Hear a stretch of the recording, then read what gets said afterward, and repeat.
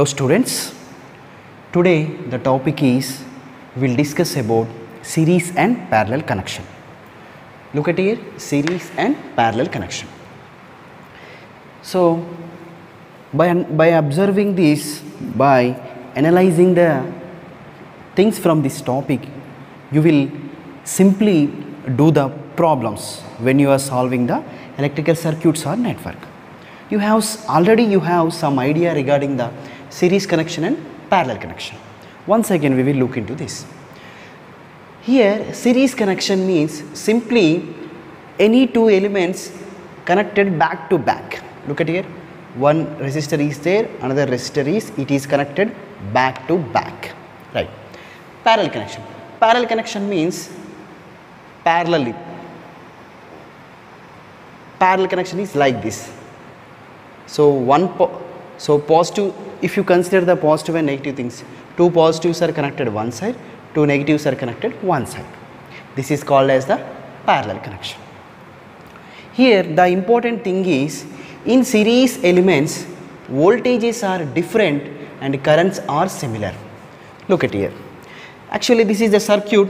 This is a circuit. The circuit consists of resistor 1, resistor 2 series connected, and voltage. Here we have the DC voltage source. This DC voltage source supplying power to R1 and R2. The power supplying from the source, so through the current, through the current I. Look at here, this is series connection. The same current is flowing. For example, current entering into the resistor 1 R1, current entering into the resistor 2 is the I2. Just assume that the same current will flow through this. How much of current is entering from the source? After completion of the circuit, the same amount of current will be entering into the again source. So if you observe here, the current entering from the source will be equal to the current entering into the R1 and current entering into the R2, both are same. Why? Because it is a series connection. And here look at here, this is the line. It doesn't have any another path, only single path is there. That's why in series connection currents are similar. That's why, that is the reason the source current will be equal to the individual elements currents, will be equal to the individual element currents, equal to the I1 equal to I2. What about voltages? If you observe the voltages, but voltages are different. This is the source voltage. Wherever the source voltage is there, just keep plus and minus. A starting point you have to keep plus and minus. But here for the element, passive element, just starting position is plus, negative ending position is minus. Same as starting position is plus, the ending position is minus. So the voltage across the resistor, assume that V1, voltage drop across the resistor, assume that V1, and voltage drop across the resistor, assume that V2. If you apply the simply a KVL, you will get it. By that KVL, what do you understand? By KVL for above loop. What is KVL? In a loop, total voltages drop will be 0. So from that, starting from minus V, so starting is plus V1, starting is plus V2 equal to 0. Then V equal to V1 plus V2. Look at here, that's why current voltages are different. The source voltage will be summation of individual voltages. That means the source will supply the voltage to resistor 1, supply the resistors 2. The total supply voltage will be equal to the total absorbed passive voltages, passive elements voltages. That's why here current I1 equal to I2, but the voltages are different, V equal to V1 plus V2. This is about the series connection. Understand? In series connection, current have single path, same currents, but voltages dropping is available. That's why voltage V1 equal to V2. This is about the series connection. Now look at the parallel connection. So what is parallel connection? The positive part is connected at one point and negative parts are connected in one point. And every circuit is consisting of a ground. Ground means a return path. So take it as a ground. That means the supply from this resistor 1 entering like this, the supply from the resistor 2 is current is flowing like this. Just take it. So we have a source. The source will supply power to resistor 1 and resistor 2. So the power supply from the current. Look at here, it is a node. Already we discussed what is the node, where the current is varied. Look at here, the flowing of the current have two paths. This is the one path I1, this is the another path I2. And now you write the current at node, apply the KVL, apply KCL at node, apply KCL. What is Kirchhoff's current law? Entering at a node, entering currents will be equal to the existing living currents. What are the current entering into this node? At node, current I is entering. So what are the living currents? I1 is living, I2 is living. I1 is living plus I2 is living. That's why parallel connection current will be different. The total current from the source will be equal to the summation of individual currents of the parallelly connected passive elements, right? What about voltage? So at every parallel branch voltage is same. Look at here, this is voltage, and for this branch voltage is, take it as V1. V1 means voltage across resistor. For this resistor, voltage across R2 is the V2. Okay. For any parallel branch, the voltages are same. Or at node, voltages are same. At node, voltages are same.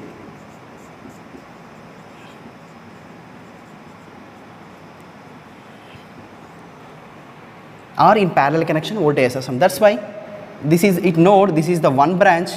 Actually this is the one branch, this is the first, this is the second branch, this is the second, this is the third branch, this is the third. So we have three parallel connection. At each and every parallel connection voltages are same. That's why this voltage is V equal to the V1 plus V2. V1 plus V2. Sorry, not plus, V1 equal to V2. Simple. So the source voltage will be equal to the, so look at here, this is the same parallel connection. So same voltage V1, same voltage V2. Understand? Simple thing. In series connection, current is same because single path, but voltage drops are different, right, by KVL. In parallel connected system, voltages are similar because parallel connected system, but currents are different.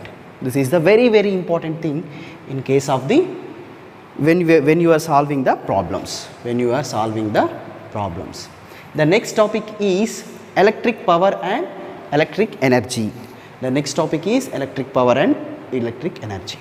Already you have some little idea about the electric power. What is electric power? It is the combination of electric voltage and electric current. Simply, it is a combination of electrical voltage and electrical current. In DC circuits, directly electrical power is watts.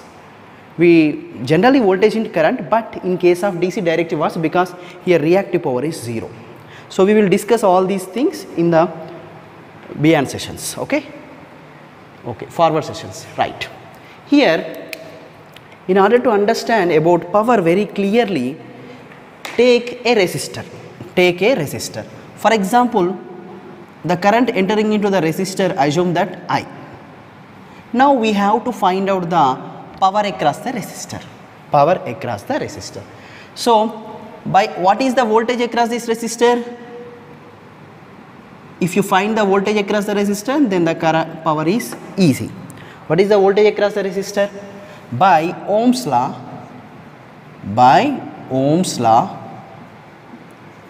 what is Ohm's law? Ohm's law equal to V into IR for the resistor. In order to find out the voltage, current flowing through the branch and resistance.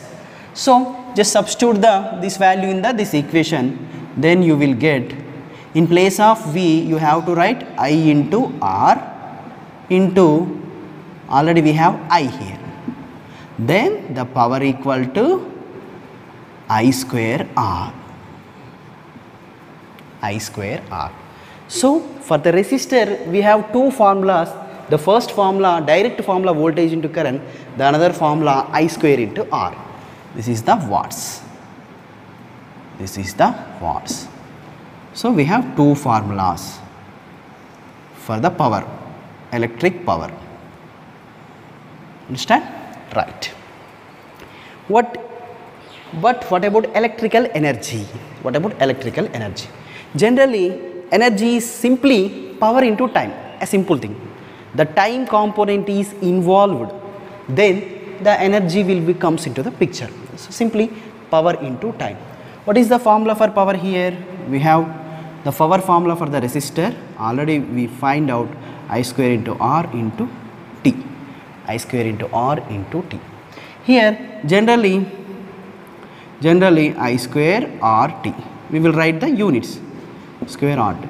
I square R, already units are watts. But time in seconds, generally in seconds, but we can convert into bigger units. By the bigger units, the evaluation or the calculation is easy. For that we can convert simple this I square R, generally power become kilowatts, second is become hours. So finally the units are kilowatt hour, or the another name is 1 unit. 1 unit is equal to 1 kilowatt hour. Look at, are you hear the word of unit? Unit is simple. In your domestic, in your home, when you got the current bill, the power bill, generally the power bill is 50 units or 100 units or 150, 200. That 1 unit is nothing but 1 kilowatt hour. That means 1 kilowatt power, if you use it 1 hour, then it become 1 unit. You are paying bill for 1 unit or 5 rupees or 5 rupees or 6 rupees, depends on the your meter, type of the meter. That's why the units are kilowatt hour or unit. Understand? Kilowatt hour or unit. This is regarding the electric power and energy. And as per the physics, the simple relation between the power and energy is like this. Here generally energy, integration of power into time. Power equal differentiation of energy. Understand? This is from that we will find out this. Simply power is watts, energy is power into time, units are kilowatt hour or 1 unit. Okay. So this is about the electric power and energy. Friends, the next topic is mesh analysis and nodal analysis. So already you know the mesh or loop or nodal. Once again we will look into here. What is mesh? Mesh means a closed path, right? Loop or mesh both are same. Loop means if starts from here, then continue here and it will end here. This is one loop. Loop like that. Okay. So these methods are useful in solving the circuits and networks. So in order to find out the current in circuits or voltages in circuits or power in circuits, these methods are useful. Loop analysis or nodal analysis. So it is a very simple method. Simply, first In order to apply the mesh or loop analysis, we have two steps. The first step is identify the number of loops or meshes. That number of loops equal to number of loop equations. First identify number of loops. Look at the circuit diagram. Look at the circuit diagram. We will directly find out the loop. Look at here. This is the one loop. This is the another loop. Simply. So number of loops equal to 2. So whenever the loop number of loops decides the loop currents. So assume the loop currents are I1 and I2. So I am assuming the loop currents are I1 and I2. So whenever you are doing the circuit, just in order to become a simple manner, just assume that two currents are flowing in the one way. This is I1 and this is I2. These are the why 2, number of loops are 2, that's why 2. If you observe direct, you will get the loops. And just write the loop equations and solve it. You will get required answer. Look at here, loop equation 1. So in order to write the loop equations, just better to take a simple method. That means apply the KVL simply. Loop equations means apply KVL. Apply KVL to loops. Apply KVL to the loops. Okay.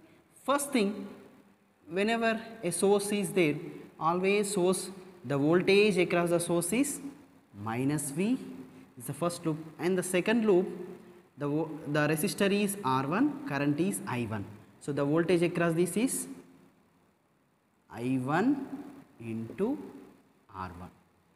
So what is the remaining? R1 is completed. What is the next thing? R2. So before writing the R2, just look at the current, just observe the current. So if you observe the current, I1 current is entering. What about I2 current? I2 current is entering from another way. I1 is entering this way, I2 is entering this way. If you observe here, then you have to write the loop equations like this. I1 entering. So our loop direction, take it our loop direction. Our loop I1 direction is, I1 is our direction, but I2 is leaving.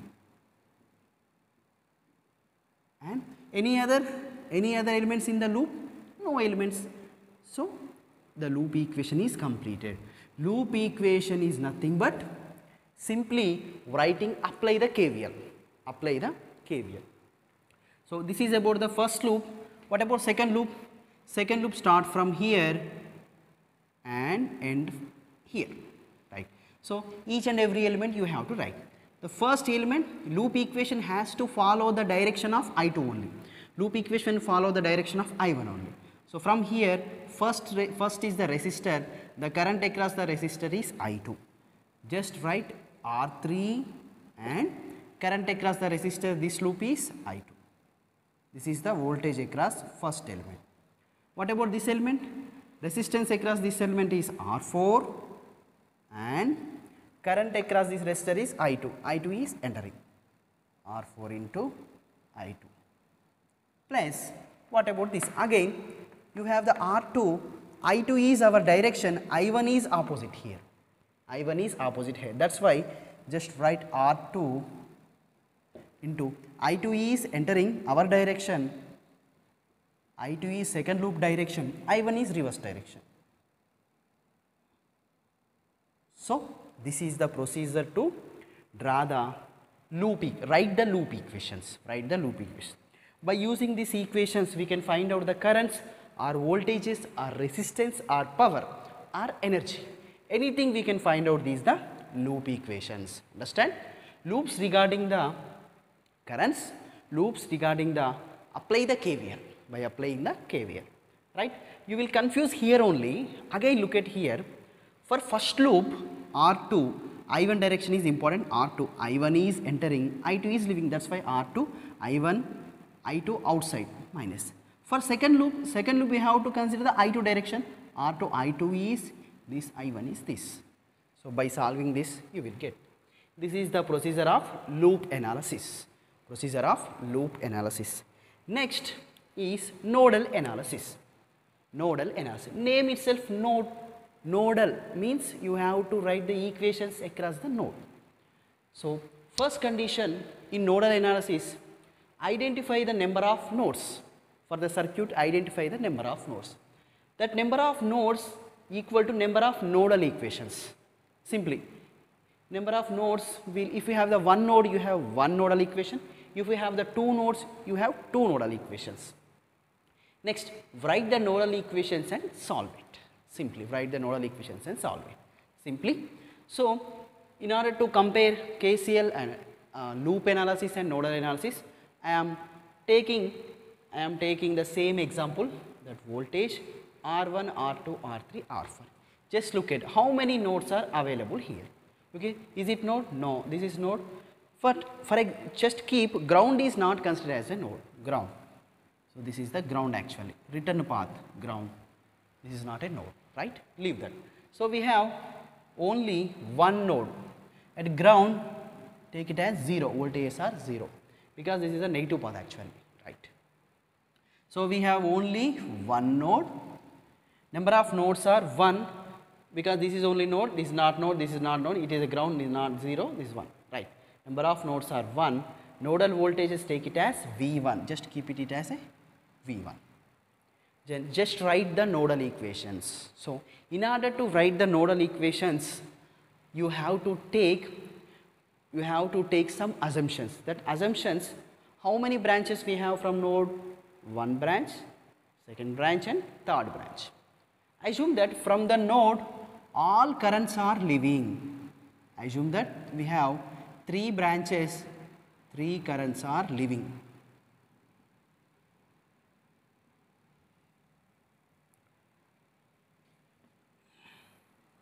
Assume all the currents from the node are